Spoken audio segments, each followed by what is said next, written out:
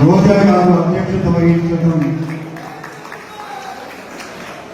ఇక్కడికి విచ్చేసినటువంటి మీకందరికీ కూడా తమ్ముడు రామప్రసాద్ రెడ్డి గారు, మరో తమ్ముడు కుమారస్వామి రెడ్డి గారు, వేదిక మీద ఉన్నటువంటి నాయకులు, ఇక్కడికి వచ్చేసిన పెద్దలు, మీకందరికీ కూడా మనం జగనన్న నాయకత్వంలో పార్టీని మళ్లీ పునర్వైభవానికి తీసుకురావడం కోసమని ప్రజల రంగంలోకి దూకటానికి తొలి మెట్టుగా ఈ రోజున ఈ సర్వసభ్య సమావేశాన్ని ఏర్పాటు చేస్తున్నాం.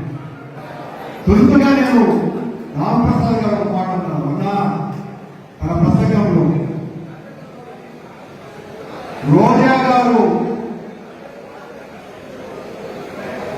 రోజా అంటే నగిరికి రాజా లాంటి,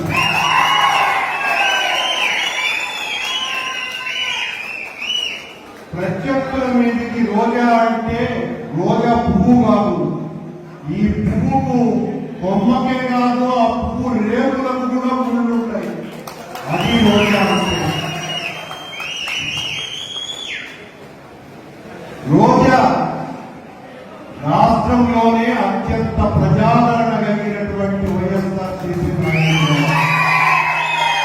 జగనన్న హృదయంలో చాలా పదిలంగా ఉన్నటువంటి నాయకురాలు. ఎవరు ఎన్ని రకాలుగా మాట్లాడుకున్నా జగన్మోహన్ రెడ్డి గారి హృదయలో ఉన్నటువంటి ఏకైక నగిరి రాజా రోజా. మిగతా వాళ్ళు ఈ అవాకులు జవాబులు మాట్లాడేటువంటి మాటలన్నీ పట్టించుకోవాల్సినటువంటి అవసరం లేదు. మొన్ననే మన నాయకుడు జగన్మోహన్ రెడ్డి గారు అన్నట్టుగా జమిలీ ఎన్నికలు అతి తొందరలోనే రాబోతున్నాయి. రోజా గారిని అత్యధిక మెజార్టీతో గెలిపించవలసినటువంటి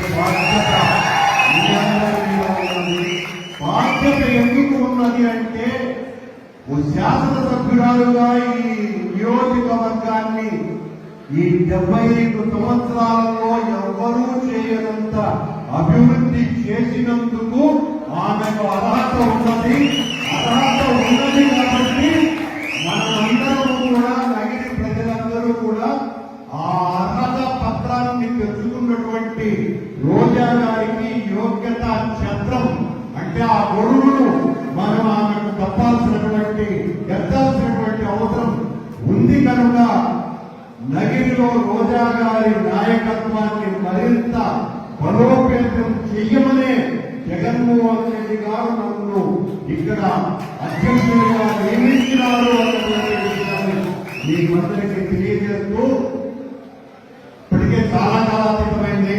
నేను మళ్ళీ అన్ని పునశ్చరణ చేయడం కరెక్ట్ కాదు. మన నాయకుడు జగన్మోహన్ రెడ్డి గారి లాంటి నాయకుడిని ప్రపంచ రాజకీయాలలో చీకటిలో కూడా కాగడా పడినట్టుగా మరొకరు కనపడరు. వీరుడు మన నాయకుడు. వీరుడని ఊరికే మనం కూడుకునేది కాదు, నిరూపించుకున్నటువంటి వాడు. ప్రపంచంలో నిరూపించుకున్నటువంటి వాడు కూడా ఎవరు లేరు. అంతటి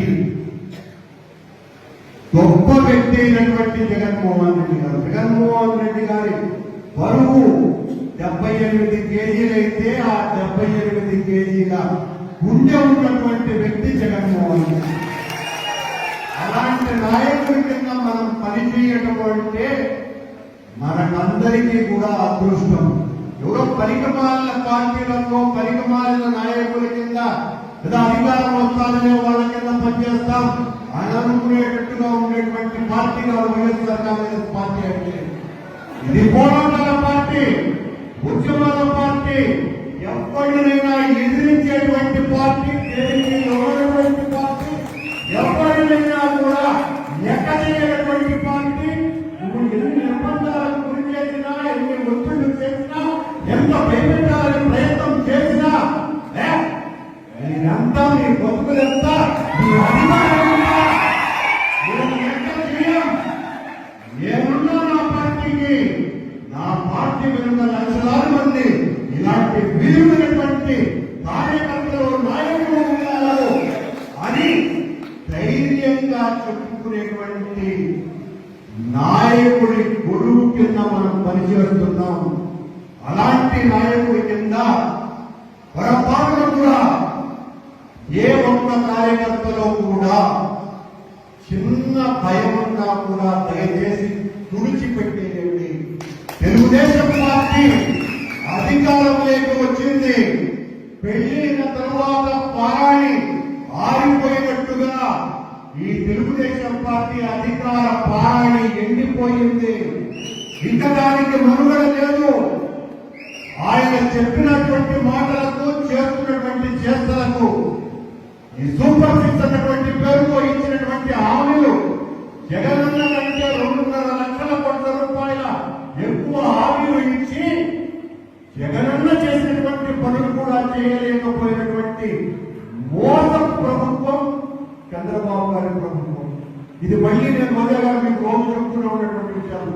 ఇంతటి మంచి నాయకుడి కింద పనిచేయడం మన అదృష్టం.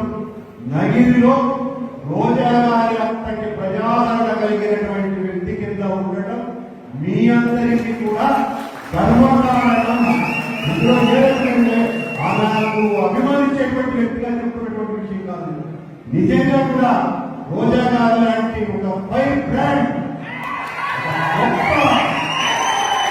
రోజా అంటే పువ్వుగాదు నిప్పుల కొలిమి ప్రత్యర్థుల గుండెల్లో వెలిగేటువంటి నిప్పుల కుంపటి రోజా.